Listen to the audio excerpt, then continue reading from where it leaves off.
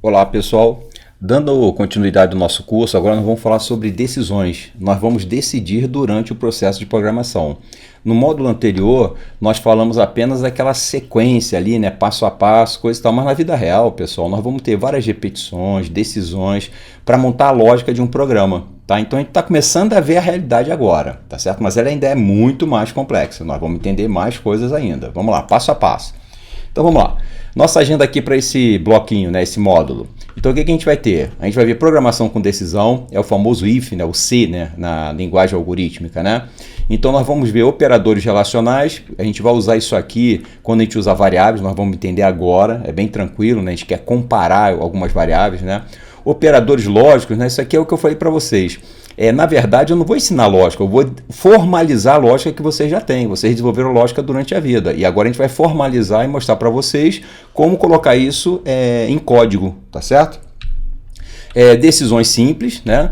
Decisões mais elaboradas, ou seja, a gente vai ter vários if, o se, o senão e assim por diante. Tudo tranquilo, a gente vai ver daqui a pouco. E a gente vai mostrar alguns exemplos aqui, né, para que vocês possam internalizar o que a gente está falando. E finalmente a gente vai fazer sempre, no final de cada módulo, a gente bota um conjuntozinho de exercícios para vocês verem na prática como vai ser usado aquele recurso de programação. Tá certo? Então, por enquanto, a gente não está preocupado com a linguagem, a gente está preocupado em lógica de programação. Vamos lá.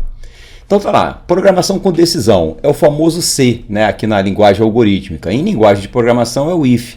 Se determinada coisa acontecer, então faça isso. Se determinada coisa não acontecer, a gente bota o senão, né? Então faça aquilo, beleza? Nós vamos ver isso aqui. Então tá lá.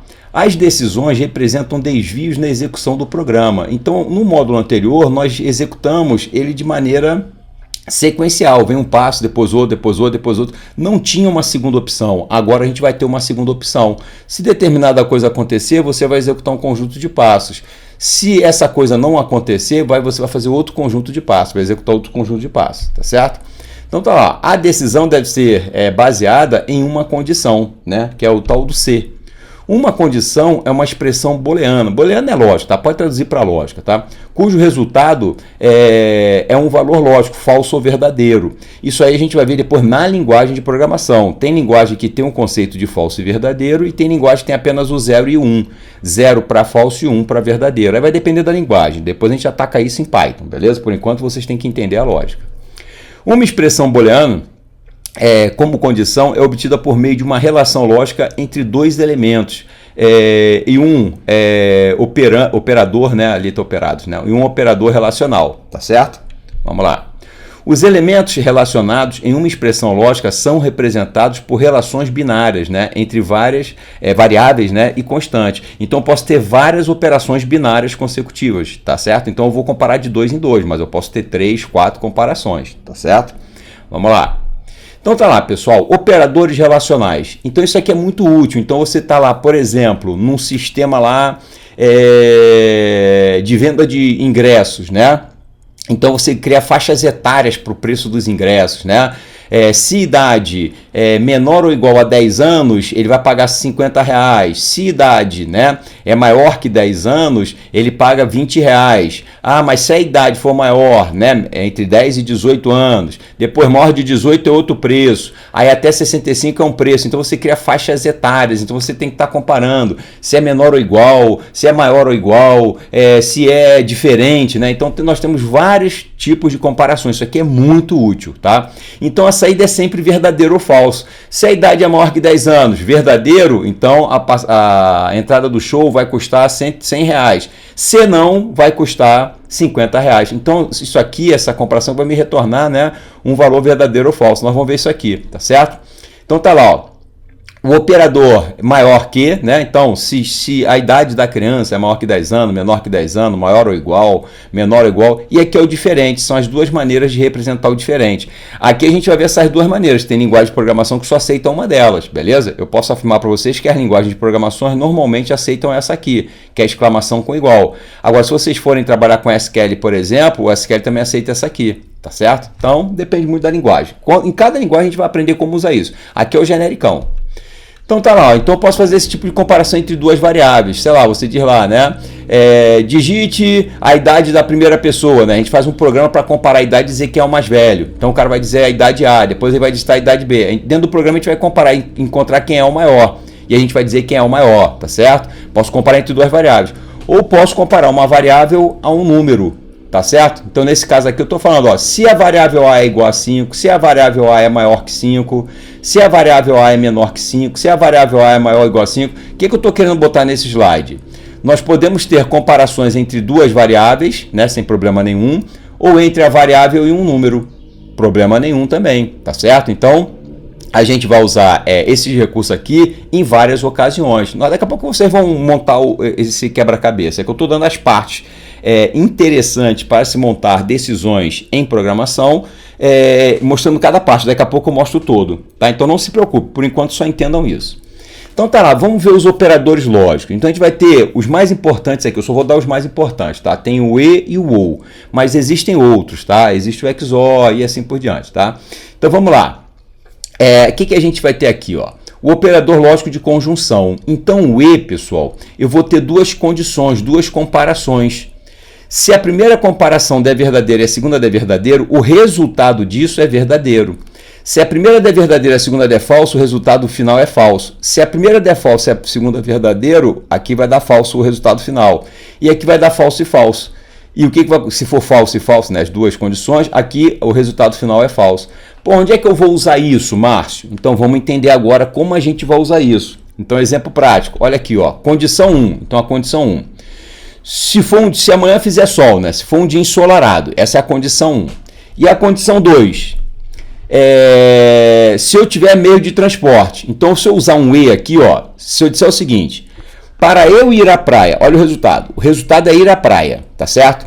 Então qual é a condição para eu ir à praia amanhã, tá? Eu chego e falo pro meu amigo, ó, amanhã eu só vou à praia se tiver sol e eu tiver carona, um meio de transporte. Então se eu estou usando o E, quer dizer que as duas sentenças ali, as duas condições têm que ser verdadeiras. Então amanhã eu tenho que acordar, ver o sol, tenho que arranjar carona, então o resultado é verdadeiro. Eu irei à praia. Então, ó, a condição 1, fez sol? Fez. Consegui a carona? Consegui. Então o resultado é verdadeiro, ou seja, eu vou à praia. Ah, eu consegui uma carona, mas não fez sol. Então tá aqui, ó, condição 1 falso, não fez sol. Ah, consegui a carona, eu vou à praia? Não, não vou à praia, beleza? E se a praia aqui é falso, não vou à praia, tá certo? Pô, consegui, pô, que dia bonito que fez, pô, mas tô sem carona, beleza? Eu vou à praia? Não, não vou. Porque eu estipulei duas condições necessárias, as duas precisam ser verdadeiras para eu ir à praia. Entenderam? Então é assim que a gente vai programar. Sei lá, vou dar um exemplo prático aqui. Lembra da venda dos ingressos? Então, ó, se o cara tiver mais de 10 anos e menor de 18, o ingresso custa R$100, porque se ele passar de 18 vai para outra faixa de preço. Então essas duas condições têm que ser verdadeiras, beleza? Elas precisam ser verdadeiras. Então é assim que a gente vai brincar com essa lógica de programação. A gente vai exercitar isso aqui lá nos exercícios, tá? Mas entendam isso. Eu tenho duas condições que eu vou analisar e, de acordo com o resultado de uma delas, eu posso dizer qual é o resultado final. Tá certo? Então a gente vai usar isso aqui, ó. Pessoal, tem sentença aqui, a gente tem 3, 4, 10 condições, tá certo? Não tem problema nenhum. Eu vou comparar de 2 em 2, tá certo? De 2 em 2. Ah, posso comparar 3? Posso, não tem problema nenhum. Aqui eu tô mostrando de leve, daqui a pouco a gente vai e extrapola, tá certo? Vamos entender de 2 em 2 e depois fica muito fácil, tá certo? Então se vocês fizerem de 2 em 2, usando essa tabela, a gente chama isso aí de tabela verdade, tá? Vai funcionar. Então vocês podem fazer assim. Agora lembre-se que tem aquele problema lá do parênteses. Aí você vai ter que fazer primeiro determinadas comparações para ir para as próximas, né? Então aqui a gente está dando mais simples. Vamos ver o OU, pessoal. Aqui é o E, ó. Mesma coisa, na tabela verdade. Olha o OU. Se a primeira condição for verdadeira e a segunda verdadeira, o resultado é verdadeiro. Se a primeira condição for verdadeira e a segunda falso, o resultado é verdadeiro. Se a condição for falsa, a primeira e a segunda for verdadeiro, o resultado é verdadeiro. E se as duas for falso, é falso. Ou seja, para o meu resultado ser verdadeiro no OU, basta uma das condições ser verdadeiras. Vamos tentar jogar isso numa situação real. Olha aqui, ó. Condição 1, ter carona. Condição 2, ter dinheiro para o táxi. E o resultado é ir ao cinema. Então eu chego para o meu amigo e falo, cara, amanhã eu vou ao cinema, beleza? Eu só preciso arranjar uma carona ou ter dinheiro para o táxi. Esse slide tem que se atualizar, né, pessoal? Ter cartão de crédito para o Uber, né? Tem que fazer a atualização dele, né? Então, pessoal, aqui eu tenho duas condições. Basta uma das duas para eu ir ao cinema. Então, pô, chegou a hora lá do cinema. O cara me liga, eu vou te dar uma carona. Opa, ele conseguiu, vai me dar carona. E eu olho na minha carteira, eu tenho dinheiro para o táxi, tá certo? Então, é verdadeiro. Eu vou escolher um dos dois e vai dar verdadeiro. Agora, o cara vai me dar carona e eu não tinha dinheiro para o táxi, mas eu vou ao cinema. Por quê? Bastava um dos dois, tá certo? Porra, não tenho carona, cara, mas eu tenho dinheiro pro táxi, vou ao cinema. Porra, agora não tenho carona e não tenho dinheiro pro táxi, aí eu não vou ao cinema. Então vocês estão vendo que esses recursos programáticos vocês já desenvolveram ao longo da vida de vocês. Aqui eu só estou mostrando como a gente vai organizar isso para jogar em um programa, em um código, tá certo? Então, pessoal, a gente vai fazer uma quebra do bloco aqui, daqui a pouco a gente volta com mais uma aula, tá certo? Grande abraço!